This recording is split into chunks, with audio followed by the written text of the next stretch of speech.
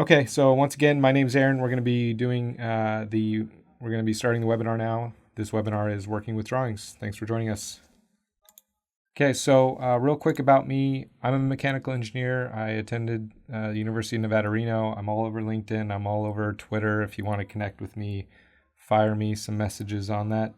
I do always like to kind of, round out what we're going to be trying to cover during this presentation. The description taken right from our events description page is telling you just this. We're going to be looking at the ins and outs of Fusion 360 drawing environment.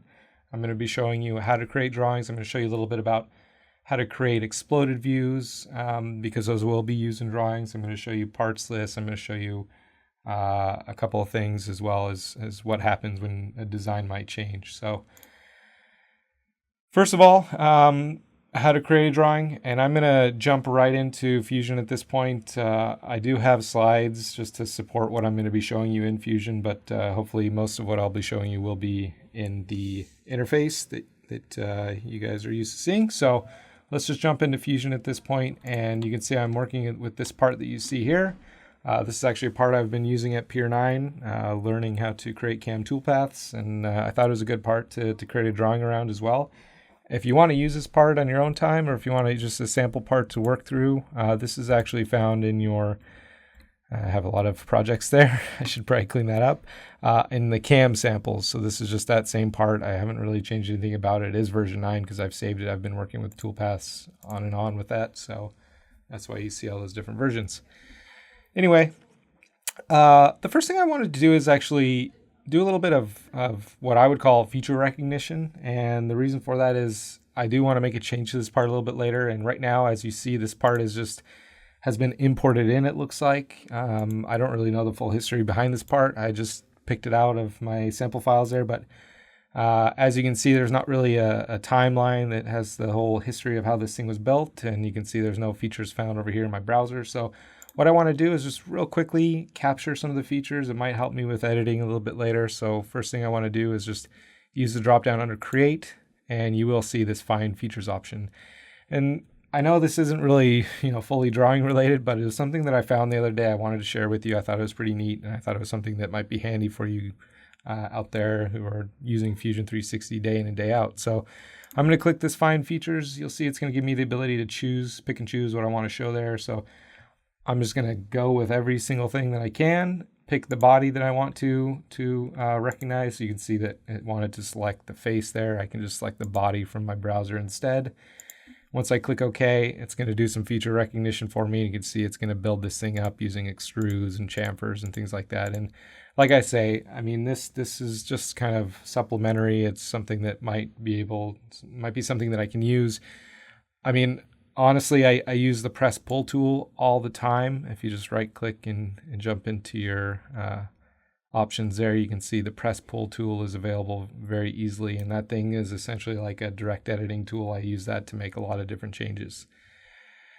So with that said and done, let's get into the drawing portion of this, right? So I'm going to use the drop down from the menu that you see up here. And this is where you go to begin new designs. It's where you go to look at related data and or open these things in A360. The backbone behind all these parts and versions and everything that's being contained within Fusion.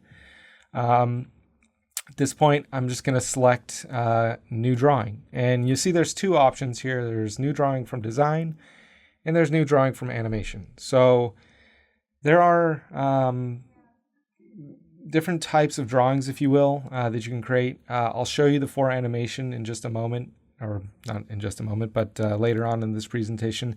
That's going to revolve around that exploded view that I was referring to. So, and I'll be showing you how to create exploded views as well, or show you a couple steps related to that. So I'm going to jump into new drawing from design, click that. It's going to ask me to save this version just to make sure it captures where we're at in this design. And as soon as I do that, I'm presented with some of the initial options that we get when creating a drawing. So you can see that there's a toggle here to get the full assembly. I mean, obviously this is just a single body within this environment that I'm working in right now. I mean, a full assembly, really isn't going to add much to what I'm doing there. What the full assembly option will do for you is it'll enable you to do, assembly specific style commands, things like parts list and things like that. So, or it'll enable you to create drawings that include multiple parts.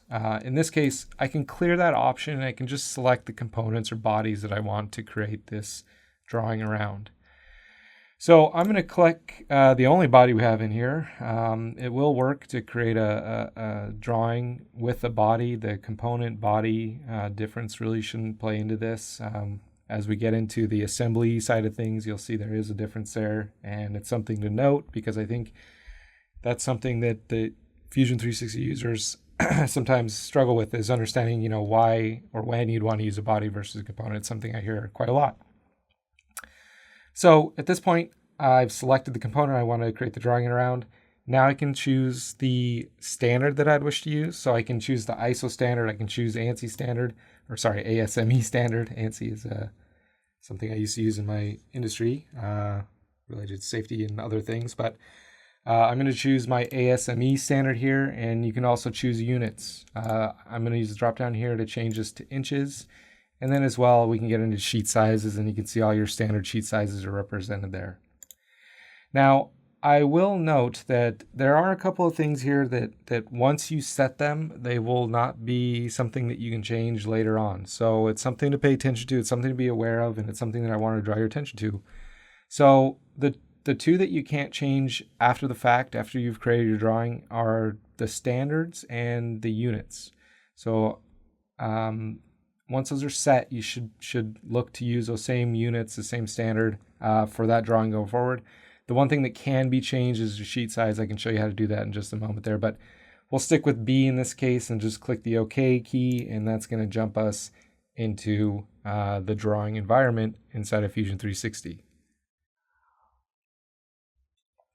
Now, taking a little drink of water. My voice is getting a little raspy there.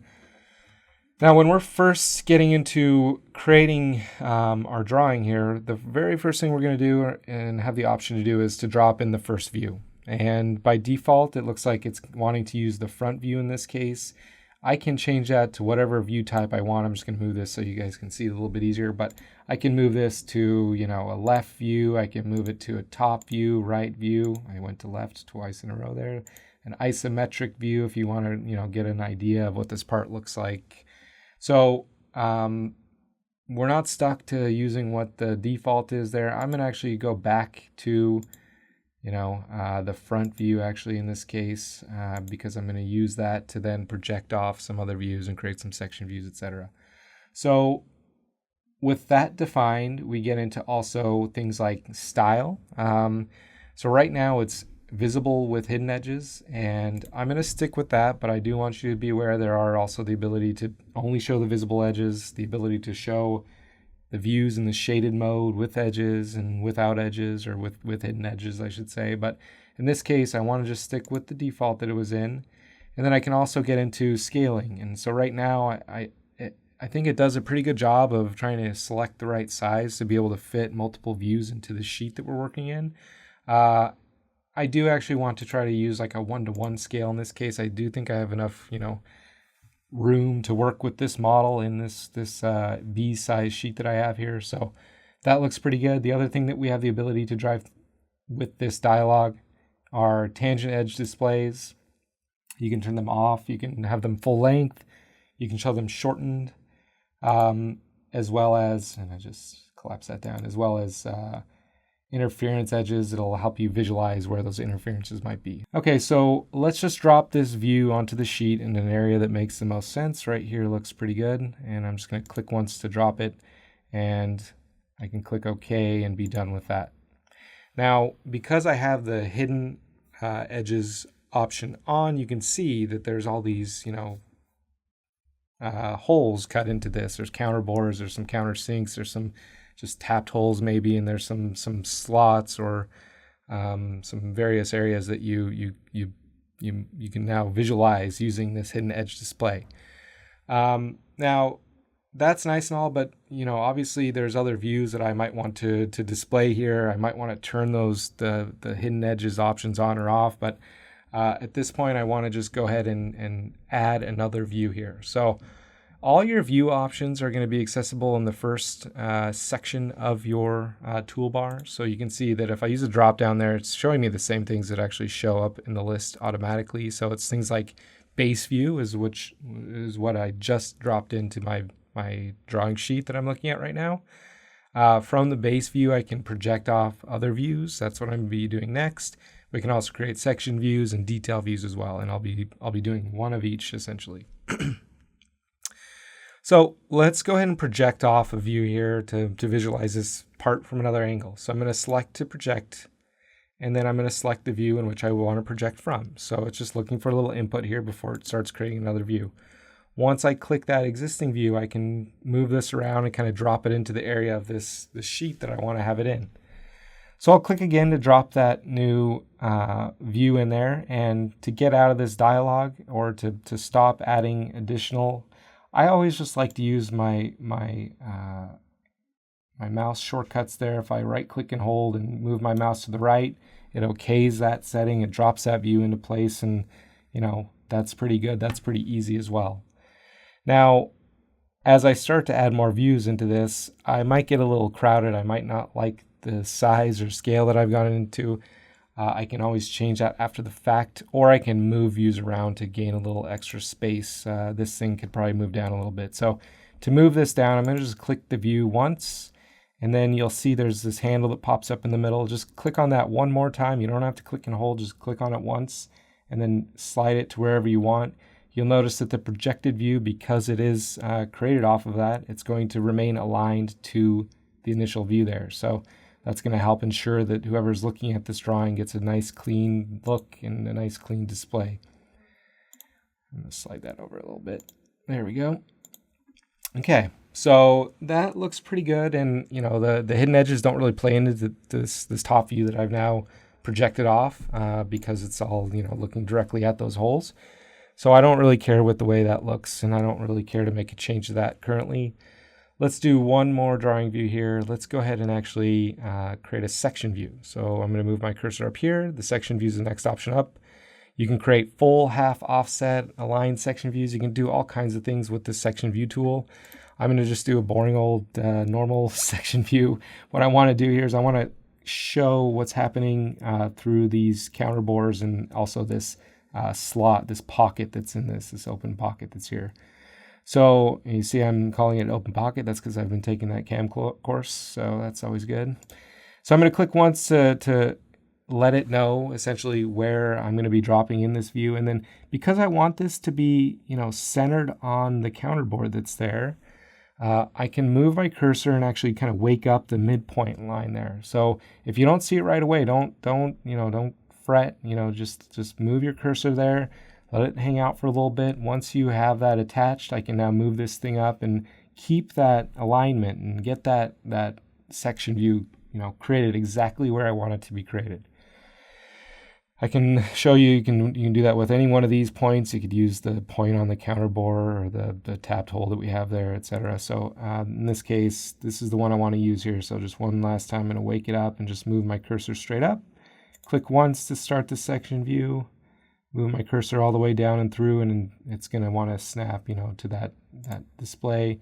And then I can just continue on to create this in different ways. So I've drawn that section view line through this model, and so now I'm happy with that. I can just go ahead and hit the OK button, or right click, use my mouse OK, and there we go. We've created a section view again, or sorry, for the first time.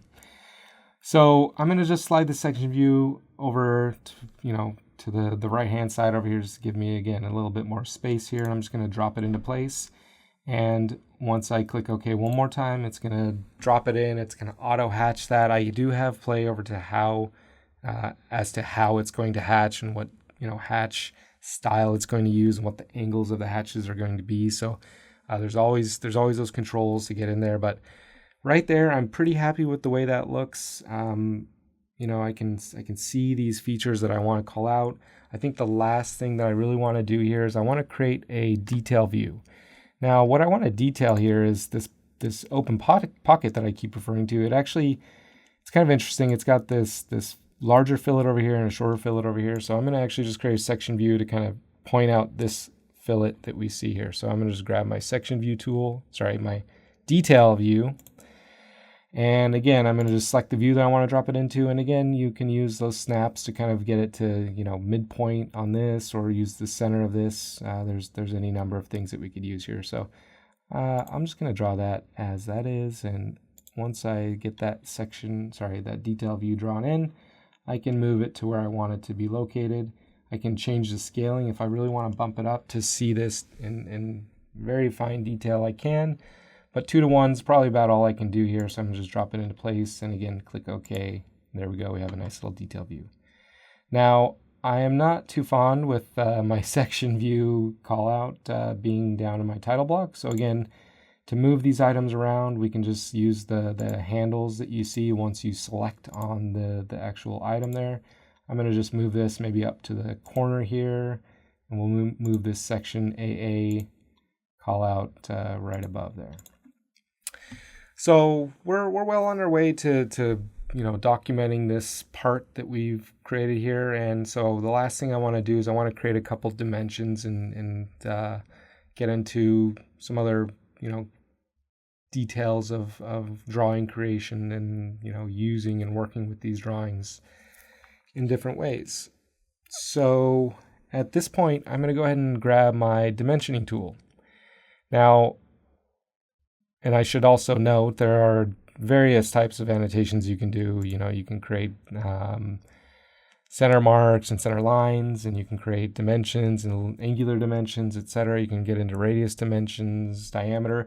These last ones, like radius, dimensions, diameter, aligned, most all of these you can do with just the single dimensioning tool. This single dimensioning tool is very, very handy. It's going to enable you to create a lot of dimensions in a short amount of time.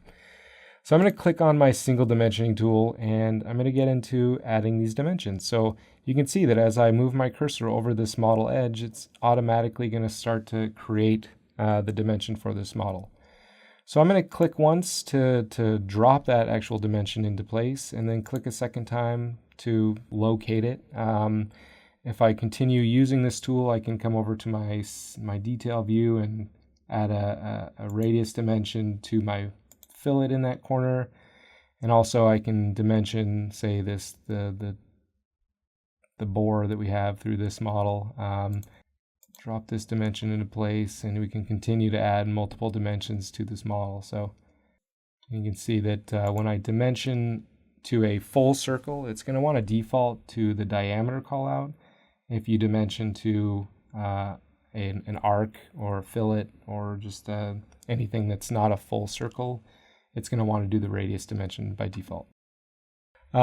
So at this point, we have a couple dimensions here. I do want to add a couple more because I'm going to make a change to this model.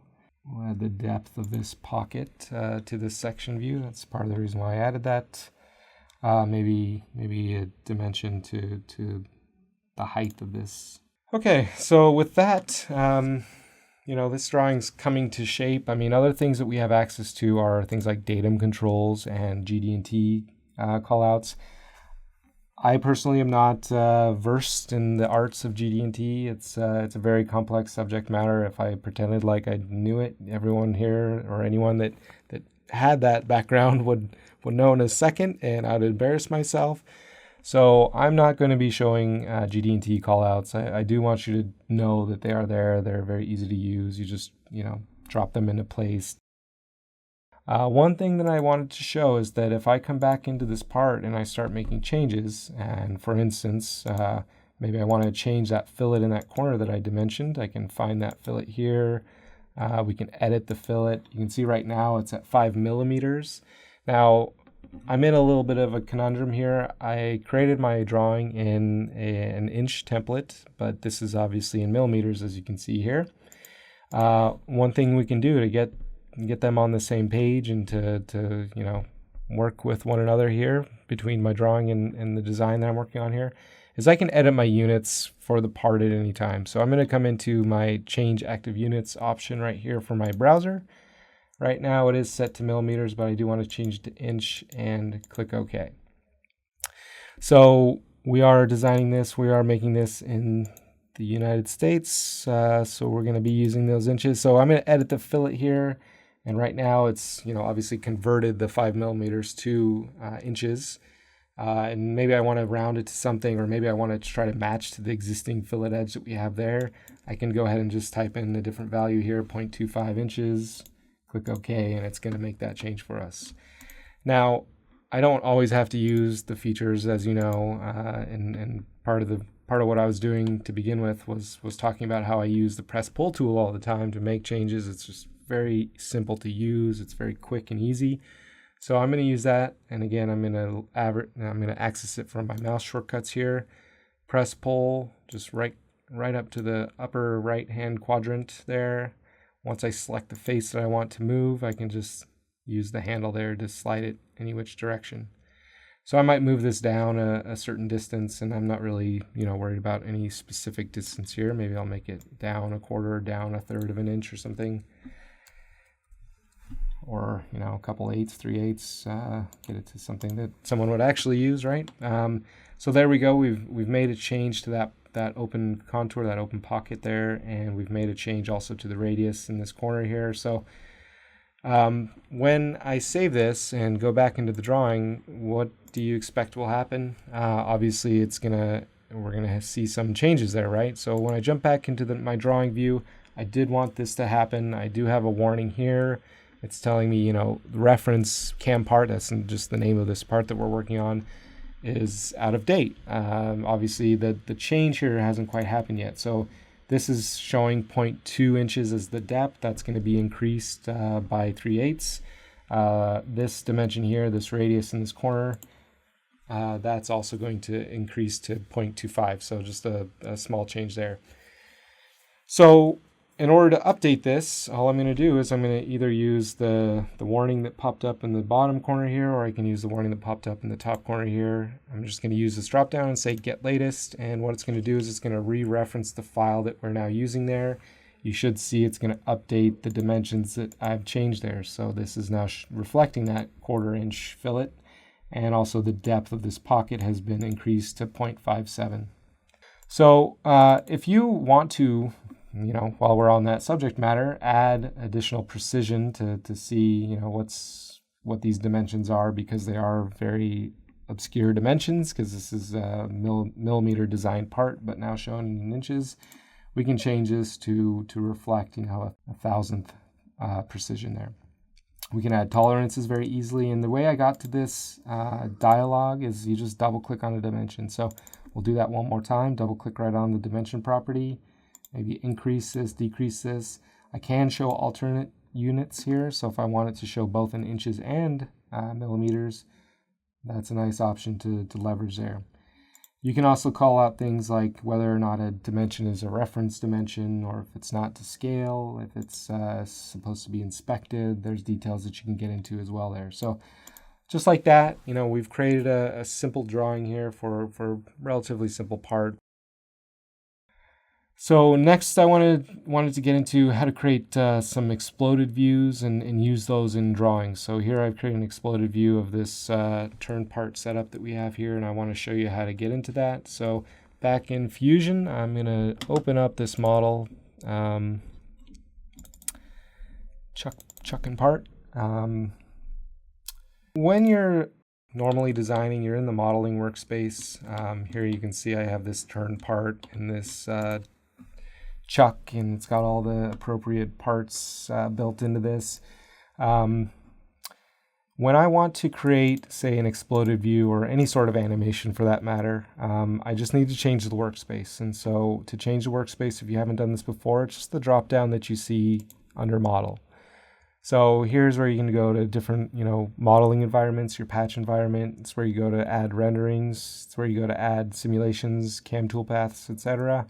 In this case, I'm looking for animation, however. So you can see that when I click that, it actually opens up this existing animation that I have, and this is where I can roll it back and play it, and that's where I created that GIF from that you were seeing there. And you can see it's just, step by step, it's showing how to, put this thing together or add this part to the chuck. So I want to create a brand new one and kind of show you the steps involved with creating something like this. So I'm going to just click the plus sign here. You have the ability to, start from the end of the previous. So if I wanted to go back and, reverse the order or put it back together, I could. Or I can start clean, and that's what I want to do in this case, just to show you how to begin a design. Now, one thing that you'll notice that when I'm kind of spinning this thing around and kind of getting it oriented in the way I want it to look is it's going to start adding camera keys right away. So, it's something that you might not want. It's because if I play it right now, what it does is it just starts from that starting orientation and it rotates it around. That's not really what I want it to do there. I can go through and I can delete the key itself, or I can rotate around, or I can just make sure that it captures the camera view from the get-go. So this is where we're going to be adding keys and details to this design to capture everything that's happening with this. So here I'm going to just add a key maybe to just maintain that view for this short time frame. And then I'm going to start transforming parts and bodies and components away from where we're at. So, and again, I can rotate around, I can capture different views, and it's going to rotate the view so I can see what's going on there. I can move the cursor here through the timeline and maybe it'll maintain that view for me for a short time. And then I can start to transform components, and you can do, the auto transform option. It's real quick, real automated, let's say. So it's not quite going to do exactly what you want it to do, but it might get you, half the way there. So that's might be something that you might want to look into. But in this case, I'm going to transform individual components and bodies. So I can do multiple at once. So the first step that I did in the existing animation that you saw there is I grabbed these 4 items that you see here, and I just slid them back. And so I grabbed all 4 of those. It's going to add a key for every one of those items that we're moving there. Here you can see the keys are now showing up there in that timeline that we're looking at. And then I can kind of rotate around and I can start to drag out different components. Now, it added a new camera key there. So again, if you wanted to kind of maintain or delete camera keys, you can actually get it to stop, following your camera view at all times. You can turn that off and it will stop monitoring where it goes every which way. But I'm going to just rotate around and I'm going to start to drag off other components as well. So I'm going to click one of these and I'm going to click another one. And these ones I need to do individually because they are, going in different directions rather than those first 4 that I did there. Simple enough. I mean, because I'm not moving the timeline key there, or the timeline location, it's adding keys at the same location. So the way that I'm going to animate this is it will explode all of those items out at once, or it should. I'm in the middle of my transform dialog. There we go. So it's translating those out if I continue this on. And this does take a little bit of time. I'm not expecting to be able to do a well-refined version of this explode that we're seeing here. That's why I've already created one. But grab the next 4 components there, kind of okay it, and then again we can visualize it. One of the things that I did want to show you there as I do this last step is when you transform your components, and I want to do both the stock part that you see there highlighted in kind of the transparent display and also the part within it. I want those 2 to move together, obviously.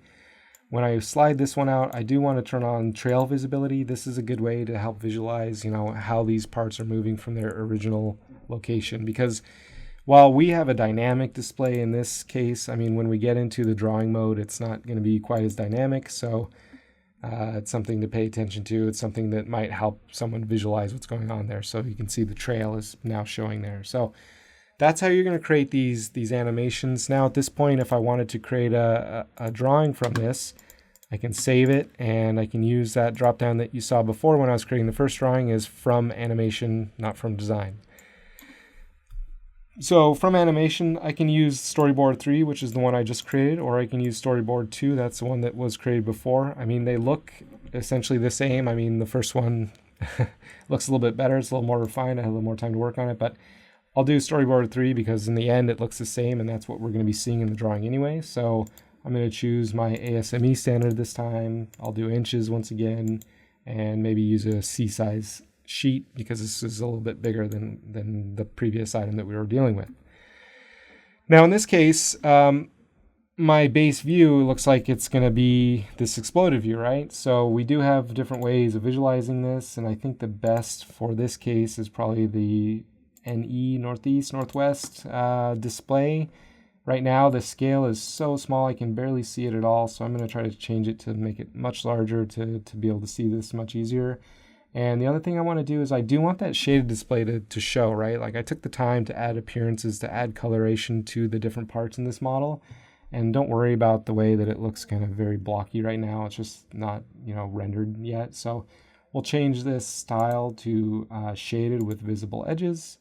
Tangent edges off. We'll turn off interference edges.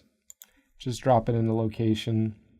And there we go. We've created, an exploded view of this assembly. Once it's in place, we can continue to dimension this or dimension, balloon, whatever it is that you need to do.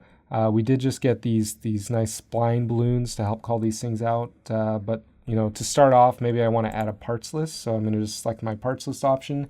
And this is where your components versus bodies come into play. So if any of these were bodies or components that contain multiple parts, it's going to show in different ways. So, or in some cases it won't show at all. So it is something to pay attention to, something to be aware of, and it's one of those reasons why you want to consider, using one versus the other. So there we go. We've added the parts list, and now we can go through. We can start to add balloons to call out the different items in here. So maybe we'll start here. We'll add one for the stock piece. I mean, that might be something that we might want to call out. And I'm just going to continue to add a couple more of these balloons. Once they're into place, you can see that, we have some nice, displays here. If I did want to, I can actually renumber my balloons. You do have the ability to renumber your balloons based on the way that they're selected or the way that they're ordered. So essentially what I can do here is I can change this from being 5 to 1. Once I click it, it updates that to 1. There's 2. There's 3, and you can continue around until it's back to 4 or something. So actually there was some overlap there, so it actually changed the other components there, but that's all right. But you can see it's the parts list is calling out the item numbers, the item quantities, descriptions, if we had them, would be located there. Material information is accessible from these parts lists and very handy as well. So at the end of the day, you probably want to add details to your title block to show, approved by, checked by, drawn by. Currently, you don't have a lot of play as to customizing these title blocks. I think there's a lot of effort into getting that brought into Fusion 360. You do have the ability to, and I'll just put drawn by my name. And we'll put C size here and click OK. So it's going to populate whatever we put into the title block that we see down here. And just like that, we've created this exploded view, this parts list, etc. Now, when it comes time to share these items with other people, you can either share it using your normal share options from your data panel. You create links that you can send to people. You can open these in A360 and share them with people. You can do live reviews. You can also output to different file types as well. So you can output to DWGs, you can output to PDFs. We'll just output this to a PDF and save it on my desktop for ease and just say example. And just like that, we'll have a PDF that we can view and very easily share with someone to manage as well. And once it's saved out, you can actually bring it back into your project and contain it within the project and have all that detail together. So quite a lot of information there. So I think that's it. I'm going to go ahead and stop talking at this point and start looking at questions. But I want to thank everyone for attending today. I hope everyone learns, one or two things and that it was helpful. Have a great week.